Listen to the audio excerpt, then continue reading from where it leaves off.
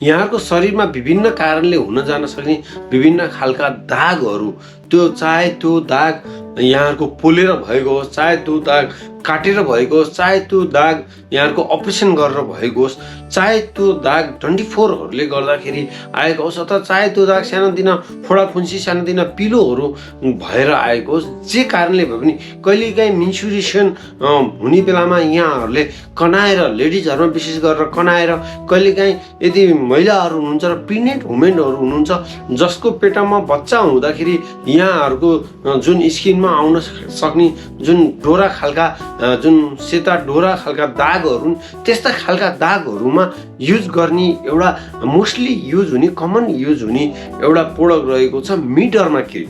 यही मेडरमा क्रिम कसरी लाउने, कसले लाउने, कसले नलाउने भन्ने विषयमा संक्षिप्त मैले यहाँहरूलाई आज एउटा जानकारी ल्याएको छु। मी सञ्जीव देवकोटा, निपुण च्यानल स्वास्थ्य tips. Welcome everyone. Mederma cream एउटा इन्डियन कम्पनीद्वारा निर्मित एउटा क्रिम रहेको छ मेडरमा क्रिम, जसको 5 ग्राम र 10 ग्राममा यो अहिले नेपाली मार्केटमा उपलब्ध छ। यसलाई ओटिसी ड्रगमा राखिएको छ। विदाउट डक्टर प्रिस्क्रिप्सन पनि आफूहरूले कुनै पनि फार्मेसीहरूबाट यहाँहरूले किनेर लगाउन सक्नुहुन्छ। त्यस्तो खालको प्रोडक्ट छ र यो अलिक महँगो छ। यो लगभग 5 ग्रामलाई 900 भित्र 800 कति रुपियाँ समथिङ 90-95 जति पर्छ र लगभग 900 रुपियाँ, र हजुरको 10 ग्रामलाई 1600 को हाराहारी, 1600 समथिङको हाराहारी पर्छ। अलिक महँगो पनि यो क्रिम छ। यो क्रिमलाई यहाँहरूले हुन सक्ने कुनै पनि स्क्रैच, अब कुनै पनि दाग, त्यो दागलाई हटाउनलाई, त्यो दागलाई सानो बनाउनलाई, त्यो दागलाई छालासँग मिल्ने, आफ्नो स्किनसँग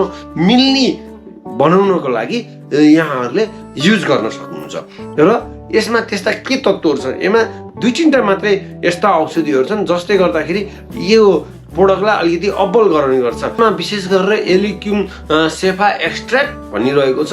यो एलिक्युम सेफा एक्सट्र्याक्ट भनेको प्याजको एक्सट्र्याक्सनै भनेर भन्ने गरिन्छ। यो एउटा आयुर्वेदिक प्रोडक्ट हो र यसलाई प्याजबाटै निकालिएको भनेर भनिएको छ। यसले नै विशेष गरेर यो दागहरूलाई हटाउनको लागि महत्त्वपूर्ण भूमिका खेल्ने गर्छ।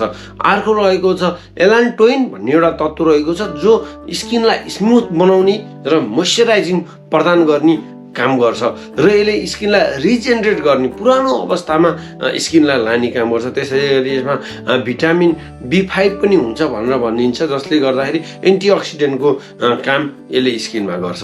र यो जुन मेडरमा भन्ने क्रिम छ, मेडरमा यहाँहरूले कति पटक लाउने त नि र कसरी लाउने, यो मुख्य हुनसक्छ।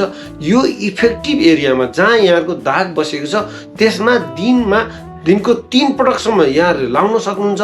र इफेक्टेड एरियामा, अब जस्तो यहाँ दाग छ भने यहाँ लगाएर यहाँहरूले मसाज गर्नु पर्यो। यहाँहरूले मसाज गरेर कम्तीमा 2-3 मिनटसम्म त्यो दागमा यहाँहरूले जुन जेली टाइपको हुन्छ, यो जेली नोओबाइन जेलसम्म सम्बन्धित एरियामा यहाँहरूले मसाज गरिरहनु पर्यो। यसरी मसाज गरिरहँदाखेरि बल्ल यो जान्छ। र यो यहाँले पुराना दागहरू, वर्षौँदेखि पुराना दागहरूमा चाहिँ युज गरेर हुन्न। प्राय जसो यहाँहरूले यस्तो दाग बस्यो भने घाउको खाटा बसेर घाउ मजाले निको भएपछि, घाउ निको नहुँदै युज गर्नुहुन्न। घाउ पूर्ण रूपमा निको भइसकेपछि यहाँहरूले सकभर छिटो, ढिलोमा 6 महिना भन्छ, 6 महिनासम्म कुर्नु भएन, सकभर छिटो घाउ निको भइसकेपछि सकभर छिटो यहाँहरूले यो युज गर्नु पर्यो। सकभर छिटो युज गर्नुभयो भने यसको इफिकेसी, यसले काम गर्ने क्षमता त्यति नै धेरै हुन्छ र त्यति नै दाग यहाँहरूको जाने सम्भावना बढी हुन्छ। त्यो कुरालाई यहाँहरूले ध्यान दिनु पर्यो। र यहाँहरूले लगाउँदाखेरि सकभर आँखा मुखतिर पार्नु भएन। यसलाई विशेष ध्यान दिनुपर्ने कुरो भन्दा आँखा मुखतिर पार्नु भएन। र कति समय लाउने, कुनै पनि दाग फाल्नको लागि यहाँले एटलिस्ट 6 महिनासम्म लाउनु पर्ने हुन्छ है। 6 महिनासम्म लाउँदाखेरि अब यो थोरै लाउने, जेली टाइपको हुन्छ, थोरै लाउने हो। साना घाउहरू छन् भने त एउटै ट्युबले पनि यहाँहरूको चाहिँ 6 महिनासम्म पुग्न सक्छ होइन।